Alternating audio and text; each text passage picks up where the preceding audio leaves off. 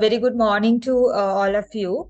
We'll be conducting this video interview for the BCIS International Affairs Review, Volume 2, Issue 6, which is under the thematic of global protests. And today, it gives me immense pleasure to welcome our resource person, Professor Sasanka Perera.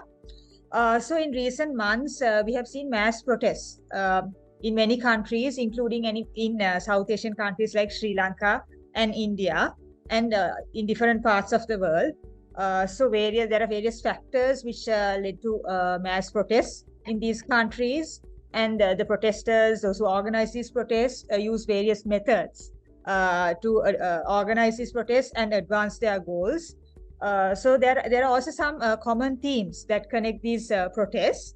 This issue, BCIS International Affairs Review, which deals with protests, will look at this issue in depth, and also what binds many of these people in South Asia to take to the streets and demand for various things, including equality and democratic rights. So before we start today's video interview, let me introduce you to our resource person, Professor Sasanka Perera. Professor Perera is a well-trained cultural anthropologist at the University of California, Santa Barbara, in the United States of America. Professor Perera is a professor of sociology and former dean of social sciences and former vice president at South Asian University in New Delhi, India. Prior to that, Professor Perera was with the Department of Sociology at the University of Colombo, Sri Lanka, for 20 years.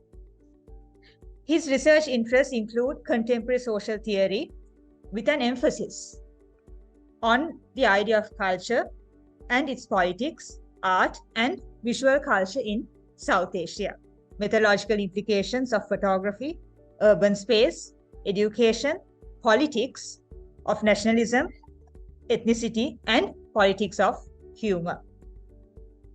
Professor Perera is the chief editor of the Sinhala language journal Patitha, and he was also the founding editor-in-chief of the South Asian Journal for Culture from 2015 to 2021. We are indeed pleased to have you with us today, Professor. So I would like to begin this interview by raising a very important question.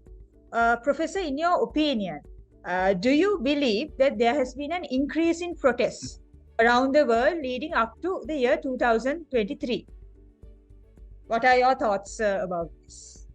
Well, thank you, Shayani, for inviting me. But I must say at the outset that even though I've been studying violence and nationalism, particularly in Sri Lanka, for quite some time, I don't consider myself an expert on protest, but I do have some opinions. And the second is specific to your question. I'm not really very fond of numbers, even though I do agree that statistics, when it comes to things like numbers of protests and so on and so forth, are quite important to look at broader patterns of certain kinds of things. But they don't necessarily always tell the whole story. And I will get into this too as we go on today. But specifically about your question, I looked at what is known as the Carnegie Endowment for International Peace, because these people collect numbers of protests. And according to them, since from 2017 to early August 2023, there has been at least 400 what they call significant anti-government protests across the world, right? All continents. Now, I want to flash this word significant, right? Because this is one of the words that they actually, oftentimes these think tanks use. Then more than 132 countries in the world have experienced these so-called significant protests, and 23% of these protests have lasted for more than 3 months. So all these, quite a bit, have been protests that actually lasted for quite some time. Now, of this lot, 135 significant of these protests, 135 out of the 400 have been what the Carnegie people suggest are significant economic anti-government protests since 2017. So 135 of these 400 that they have enumerated have been based on economic issues, like what happened in Sri Lanka in 2022. So the bottom line, when you look at these numbers, is that even if you take these kinds of conventional conservative figures, protests across the world have been a fairly regular occurrence. I'm not sure if they indicate an increase over the previous times, but that itself for me is not important. What is important is that protests have been happening regularly across the world, right? And South Asia sees a similar trend. For example, the issue is this though. Now, the word significant protests has to be unpacked a little bit. When you say significant, this generally means the way in which protests are enumerated by think tanks and so on. These are the kinds of things that will capture the attention of the global press, usually reported in English. So, smaller regional protests, in rural parts of South Asia or elsewhere, the kinds of protests that happened in campus premises in the region and so on and so forth, don't make it to these numbers. So, what we see, whether in South Asia or beyond, is the kind of a snapshot of what is globally reported. It is not really the entire or even a reasonably complete picture of protests. So this is something we have to keep in mind. So again, my bottom line is that these regional protests and the smaller ones, micro protests that are important in particular places, have not really been recorded by think tanks in South Asia or beyond. Now, let me give you a picture of what South Asia protests looks like in the same period, 2017 to 2023, in terms of the numbers given by the Carnegie Endowment. According to them, significant protests, there were 9 in Bangladesh, 12 in Pakistan, 15 in India, 6 in Sri Lanka, 4 in Afghanistan, and 2 in Nepal, right? Now, this is I would say, the conservative picture. Now, I want to stress again that these numbers do not necessarily tell us the complete picture. It tells you the kind of the macro picture that has been captured by these global think tanks, right? This is not necessarily what actually happens on the ground. It is far more complicated. So this is my answer to your first question. Right. Thank you very much, Professor. So, in your opinion, what are the key factors driving protests in the South Asian region? That is a fairly important question, because we do have quite a lot of protests in the region. I would say generally, if one has to really boil down to a kind of a couple of explanations of why protests happen in our region, I would say generally it has to do with dissatisfaction with governance, including lack of confidence in those who are in power, issues of corruption, and difficulties in dealing with economic conditions. Now, the kind of situation that you also saw in our country in 2022. But strictly local issues are also triggers. Now, those are the kinds of protests that sometimes do not make it to these global statistics. I want to give you 2 examples about these local kind of things. So, what I gave you as a kind of a working definition is when I said lack of confidence in people in power, corruption, and difficulties in economy, this is a kind of a broad sweep, right? These are the general conditions that make people protest. But local conditions, very local conditions, can also be triggers too. smaller but important protests, or local protests that can have at least national implications. So the first example I want to suggest to you is something very recent from India. That is July 2023 protests in the state of Manipur, mostly led by women, and it was motivated by a very nasty local incident. A day after ethno-religious violence had broken out in the state of Manipur in, I forget the date, somewhere in May 2023, a group of men who belonged to the Meitei tribal group took control of two women who belonged to another tribal group called Kuki, and stripped them naked and paraded them through the streets. And while they were being paraded, they were also being groped. So, but the protests occurred in July, when the videos of those incidents went viral. Soon after, the internet connectivity that was disrupted in Manipur was restored, right?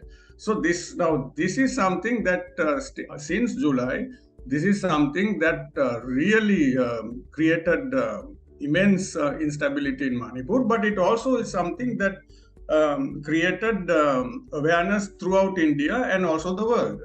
Perhaps even in Sri Lanka, this might have been reported.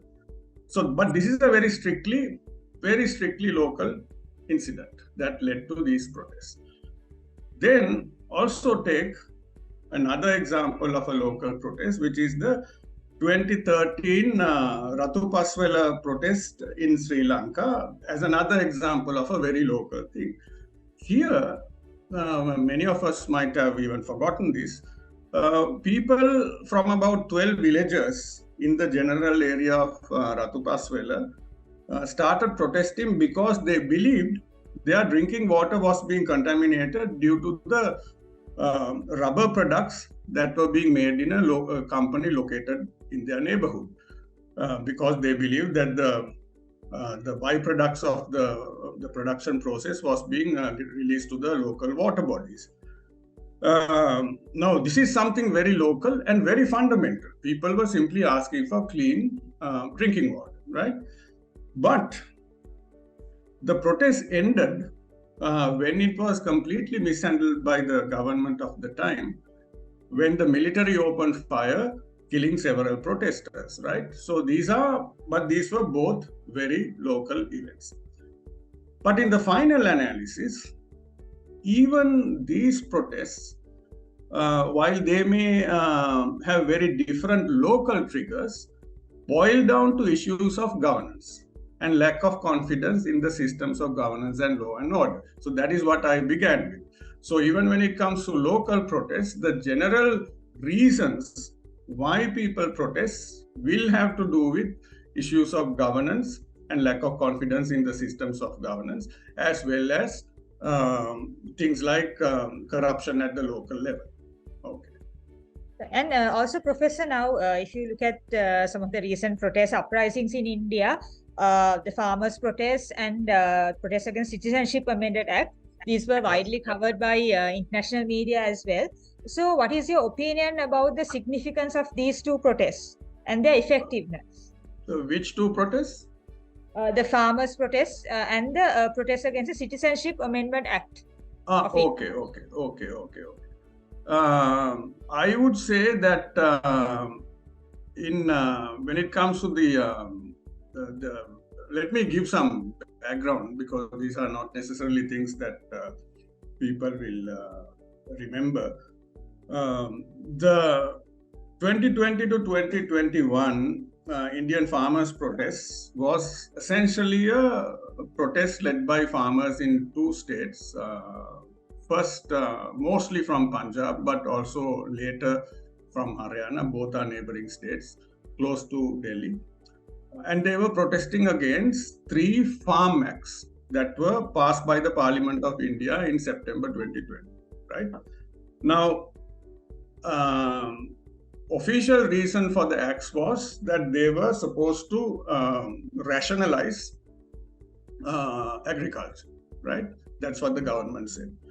But in other words, they were supposed to reform agriculture in India. Now, the problem was that the farmers believed that if the provisions of the acts are implemented, they as farmers would be at the mercy of corporate farming and agricultural entities like big companies. But their point was they wanted to maintain their traditional independence. Now, protests lasted for about a year, from November 2020 to November 2021.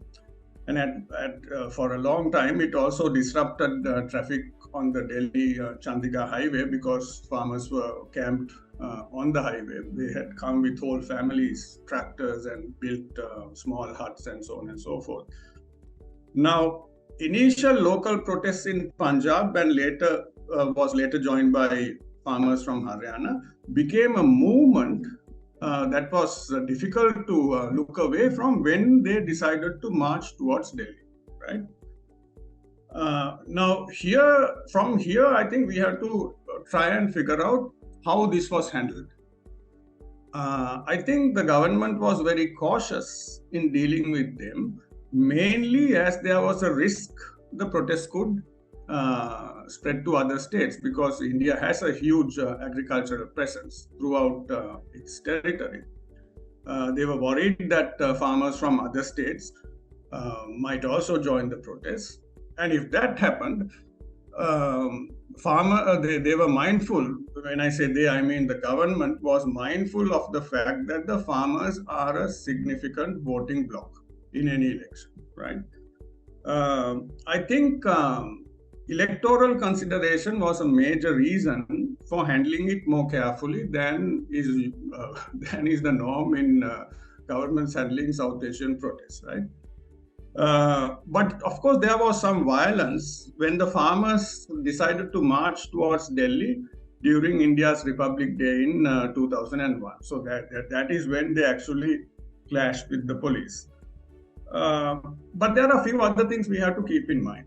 One is that in this context, farmers also had significant staying power and adequate funds while the protest lasted, and I think considerable national support. Now, this is important too. Funding is one thing that they brought themselves, but also some significant degree of national support for the protests throughout the country. And what is also important when you're looking at the relative success of the protests was that they were led by very well-organized farmers' unions and leaders, and also entire families had moved to the protest sites on the highway, indicating that they were in the protest for the long haul, that these guys were simply not going to go away soon. That was very clear, right? And I think that is something that the government also realized. Now, the initial response of the government to the protest was that there were negotiations going on from the beginning, that they will delay the implementation of the 3 acts. So the farmers flatly said no. Our demand from the beginning has been to repeal the acts completely, and that is the only option. So the protest actually ended in November 2021 when the government actually repealed the acts, all 3 acts, right? So Parliament took another decision, remove the acts. So I would say this is the example of a protest that led to the desired social changes, the desired political changes. They wanted the repealing of 3 parliamentary acts, they were done. And it also had a very clear agenda, clear structure and leadership, and also staying power, public support. And the government did not want to antagonize an important voting bloc across the country beyond a point. Now, I would say all these are important factors when we try to understand why the farmers' protest was this successful. Then we come to your next question about the Citizenship Amendment Act of 2019. which also generated a lot of protests across the country. Now, the issues with this act and the protests were of national significance, as compared to the farmers' protests, which was focused on these two states, but mostly Punjab, and also the location was close to Delhi, right, on that highway.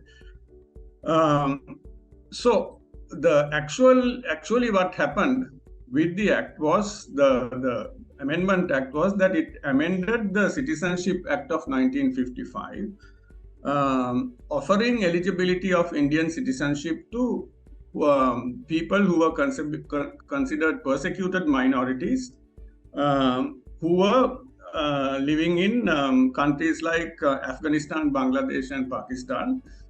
But these minorities were identified as Hindus, Sikhs, Buddhists, Jains, Parsis, and Christians. There was no mention of Muslims, right? And also, all applicants should have entered India on or before the 31st of December 2014. So this was the background, right? Now, because the act does not mention Muslims, quite a bit of the protests that you saw in many parts of the country came from Muslim communities because they thought they were discriminated. One example of this kind of protest was what is known as the Shaheen Bagh protests in Delhi, which was a very peaceful sit-in kind of protest led by mostly Muslim women that lasted from the 15th of December 2019 to 24th March 2020. Now, so there was this fairly significant opposition to the Citizenship Amendment Bill by Muslims, right? So that is one component. There was another component to the bill that also generated quite a bit of protest, but not necessarily from Muslims alone. This was the establishment of what was called the National Register of Citizens. It is known as NRC. Now, this was supposed to be a register of all Indian citizens. Now, whose creation, that is the NRC's creation, was mandated by another previous amendment to the original Citizenship Act of 1955, and that amendment came in 2003. So that amendment said that everybody had to be included in this register. Now, here, many people objected to this, including the majority Hindus, because it was very difficult to document things like property ownership across generations. It was asking questions like, where did you get this land? And then when did your grandfather get this land? And some of these documents are probably very difficult to produce in a country that has gone through all kinds of upheavals and major local social changes. Now, the final result of the protests of the Citizenship Amendment Act is different to the result of the farmers' protests. Unlike the clear victory in the case of farmers' protests, what happened with the Citizenship Amendment Act protests was that it led to, I would say, slow implementation of the act by the government. I think this was mostly in response to the widespread antagonism towards it among the Hindu majority, rather than due to the Muslim-led protests. And this is my take on these two protests. Right. Moving on to the next question, Professor. If you have clearly observed some of the protests that took place in South Asia and also protests that are currently taking place in the region, do you see a connection between democracy and these protests?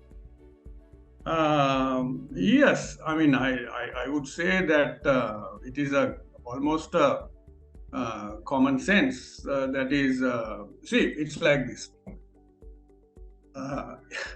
In our region, all the countries, I mean, if you're looking at South Asia, are supposed to be officially supposed to be democracies, right? Now, they are not necessarily functional democracies in the way they actually work on the ground, right? So, this is an important consideration to keep in mind when you are trying to answer your question, because this is about the connection between democracy and protest. Now, I would say that in a democratic setup, the right to protest is generally given by most constitutions, because this is about mostly about freedom of expression. But and I think it is also a necessity, as far as I am concerned, when you're, or even when you're looking at issues of governance, protests are good indications of the feelings and the thinking of the polity. So a sensible government should be paying attention to protests on the ground, not only at the kind of protests that make it to the global charts, but also at the smaller protests in the hinterland, because all these things will be telling you something about what is going on in that particular country. So to me, this is the connection that should be seen. That protests should be seen as not as abnormal things. They should be seen as a kind of opening of ideas, or presentation of unhappiness to the people who are in power, by the regular people, by the citizens, right? So this, to me, this is the connection that I see between protest and democracy. Thank you very much, Professor. And if you look at some of the protests that took place in South Asia, we saw that at the initial stages, many of these protests were very peaceful at the initial stages. But however, after some time, many of these protests transformed into very violent protests, which led to the loss of lives and destruction of private as well as public property. So what, in your opinion, are the reasons that cause such changes in the mode of protesting? I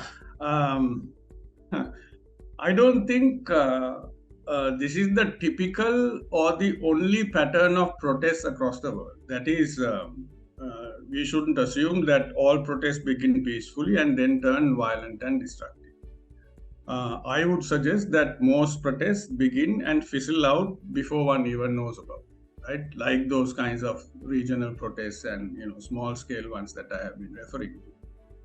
Now, often many local protests in rural places in our own country, or colleges or universities elsewhere in South Asia, hardly become news, certainly not globally or even locally. Now, they are either put down, controlled, or simply fizzled out because of numerous compromises made by protest leaders, and those kind of things. So they just they don't become news as such.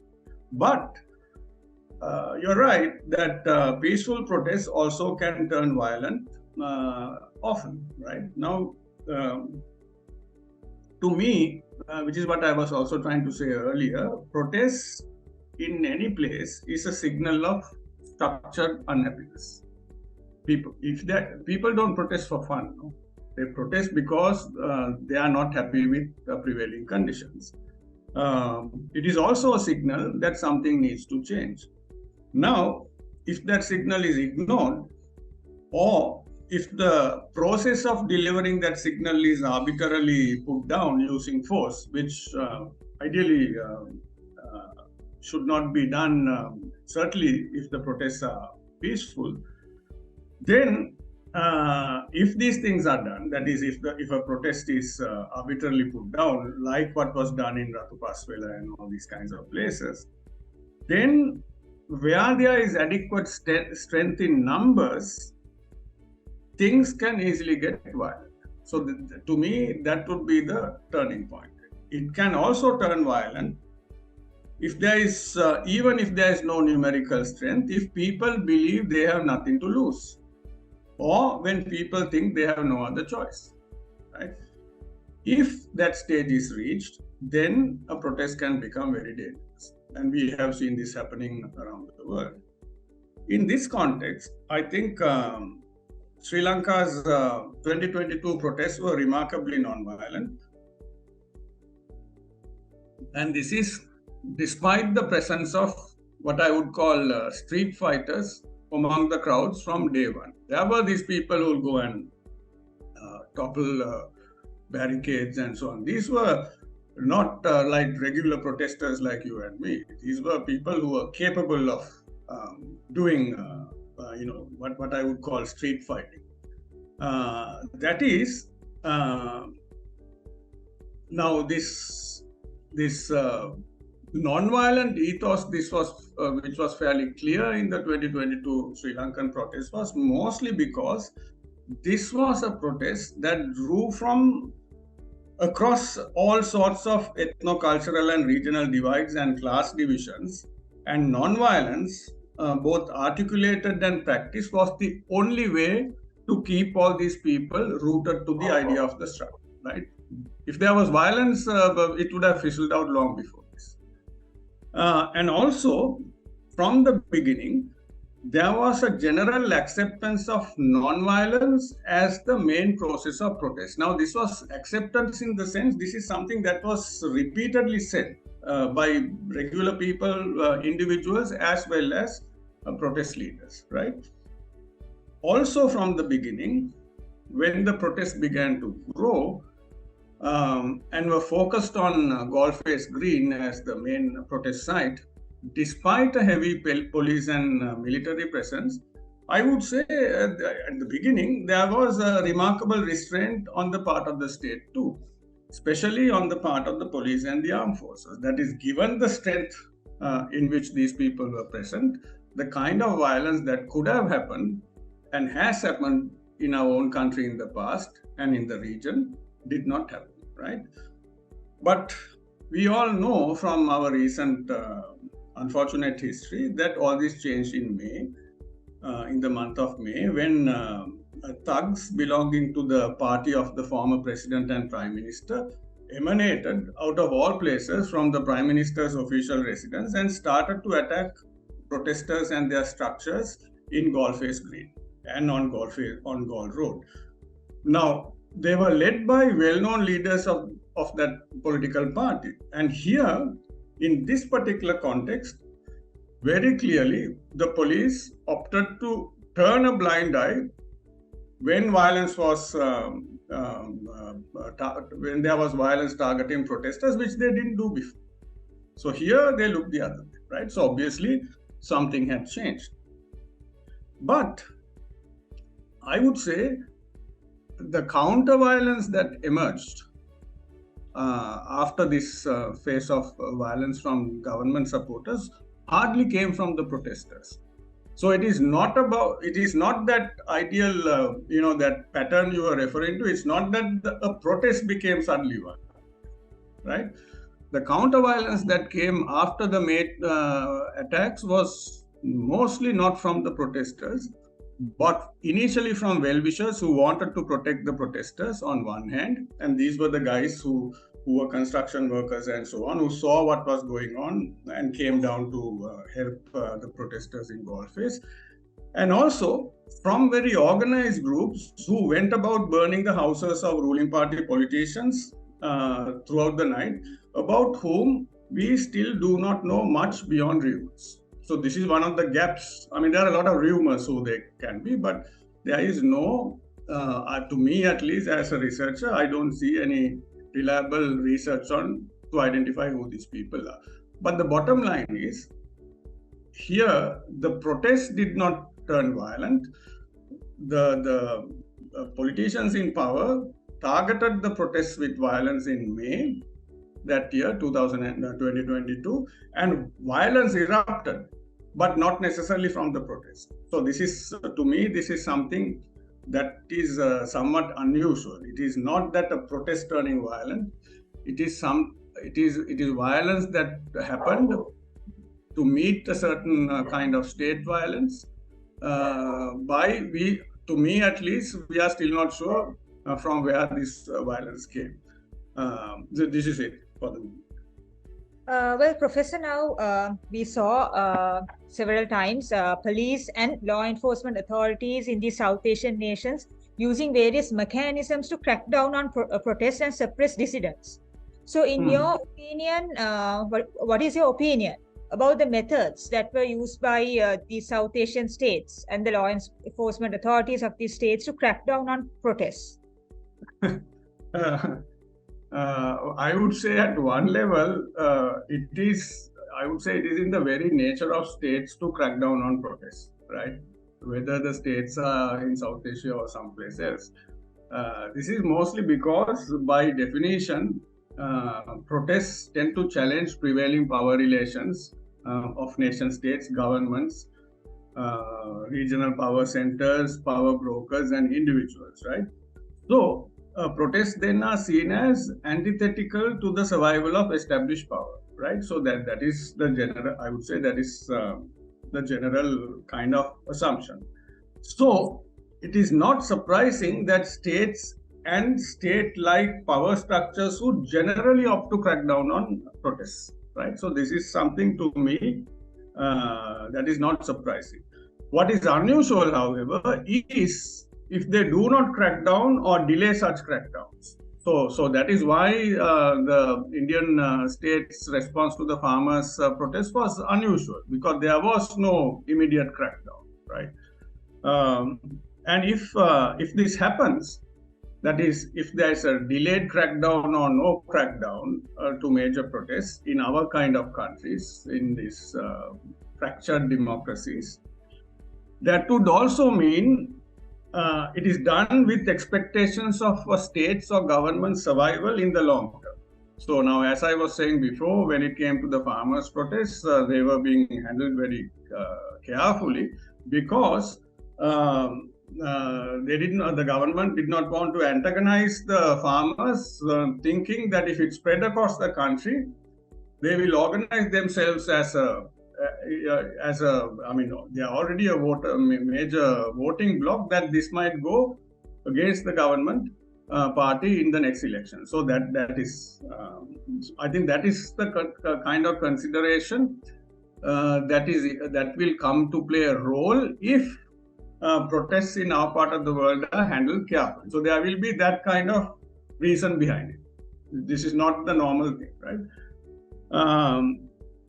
Then not immediately cracking down on protests as a method is, I would say, something that can be seen more often in the more developed democracies in the West or in the East. But even in these places, controlling a protest with specific kind of policing or in some cases crackdown is not unusual. You know, when I say different kinds of policing, I mean that if there's a protest march, governments can tend to change the route of the protest, and we see this happening all the time, so that the congregation of people becomes more difficult, right? We've seen it in Turkey, we've seen it in Japan in the past, and so on and so forth, right? But in these kinds of places where the democratic practices and institutions are more developed, I would say there is more tolerance, at least in the short term, towards protests, right? When it comes to South Asia, I think two things are obvious. Though states in the region are considered democratic in principle, they are not in practice. Right. So whatever the constitutions, their constitutions may say about the freedom of expression and so on and so forth, cracking down on protests is considered the right of the state in most cases. Right. What is unfortunate, I think, is that this state-centric violent streak is also accepted in many ways by the people who vote these leaders into power too. Take, for example, the 2022 protests in Sri Lanka. It was both huge and drew people from across almost all segments of society. So this is not some minor thing, right? This is probably the most significant protest in Sri Lanka's modern history. right? The triggers for that protest and the background that led to the emergence of the protests were clear, and the rationale to protest were reasonable. But even so, at the time of the protests, and more so now, there are many ordinary people, in addition to the apologists for the government, who claim that the country's economic woes and its ability to move away from these is the fault of the protesters. So suddenly the protesters themselves have become the enemy, right? Not the people who are responsible for this state of affairs. What is unfortunate is this. If we go on believing in these conditions, now I'm talking about the Sri Lankan situation, then our ability to move away from these crises and to find people who can deliver the country from this situation will be impossible, right? Because we are blaming the wrong people. Okay. Right. So, Professor, we saw different types of protests in South Asia and other part of the world. So, in your opinion, what is the most effective type of protests, and why do you say so? What do you mean by types of protests? Well, there were different types of protests. Some were very peaceful, some were very violent, different types. Different modes. I get it. See, it's like this. To me, I mean, it's very difficult to say that a protest should have a model. You know, I mean, to have a predetermined model that protesters should follow. But these are the kinds of things that academics do in making models, as well as when a protest has actually happened. But I would say this. The success of a protest will be determined by a number of things. The obvious thing is if the protest directly leads to the realization of the objectives on the basis of which the protest actually began. So the farmers' protests in India is a classic example of that. It started with something, very clear idea, and it got it. So that's in a sense a successful protest. But most protests will not achieve that kind of success, right? Now, I would say Sri Lanka's 2022 protests were, I mean, it was kind of a protest without a clear agenda. No, the main war cry or the rhetoric was the change of government, change of system. But it also achieved quite a lot, whether people accept it or not. The resignation of a prime minister and a president, the resignation of an entire cabinet. And more importantly than any of those, the fear that was driven into politicians who thought that they were beyond any kind of control, that they actually can be thrown out by the people. Right? So I think these were very important things that protest brought about, even though the overall anticipated system change didn't happen. So what has happened is the people who sit on these powerful chairs and positions have changed, but not the way of governance, right? So I think a protest that leads to achieving its own goals is generally very unusual. But obviously, if there are examples, then those are I would say, the most successful protests. But if things like Sri Lanka's happens, then obviously certain kinds of changes do take place. And I think what will happen in those kinds of protests in the long term is that certain ideas will be given to people of what is possible if they organize themselves. No, I think to me, these are the two main kinds of protests that has some potential of change, social and political change. If a protest fizzles down as soon as it begins simply because of lack of support or because of a crackdown, then obviously it will not achieve much, right? So I'll leave it at that. Now, Professor, if we observe some of the protests that took place in South Asia recently, and also protests that are currently taking place in the region, we experience the active involvement of civil society organizations in these protests. So, what is your opinion on the involvement of civil society organizations in protest? Now, okay, I got it. Thank you. Now, by civil society, if you are referring to non-government actors, then yes, there has been involvement of such groups in protests everywhere, I would say. But this is not necessarily new, and it is, they don't only get involved in terms of protest themselves, right? I would say these groups get involved at two levels, and in most places, this kind of participation is not illegal because it is, civil society groups are not banned from taking part in protests because they are part of society. Now, I said there are two levels, and the first is they get involved in protests to provide facilities and services which in many ways enable and sustain protests. Now, when the Shaheen Bagh protest was going on in Delhi, I remember a lot of young people and some charity organization belonging to Sikh religious groups were actually providing them food and drink and so on and so forth. And generally, this is about providing food, water, toilets, medical help, legal aid, and so on. And we saw this happening in 2022 protests in Sri Lanka too. So I think it is nothing unusual to see when civil society organizations get involved in protests at this level. The other level is that they can get involved in the protest itself based on ideological commitments or sympathy. So it can be think tanks, human rights organizations, religious groups, some of which may be linked to active political parties or groups, can get into the protests through the protesting mode itself. And you saw that in Sri Lanka too. Now, there was a fairly heavy presence of Catholic clergy in our protests. And now, what is not clear is whether these individuals took part in the protests as a matter of individual interest or as a matter of ideological commitment to things like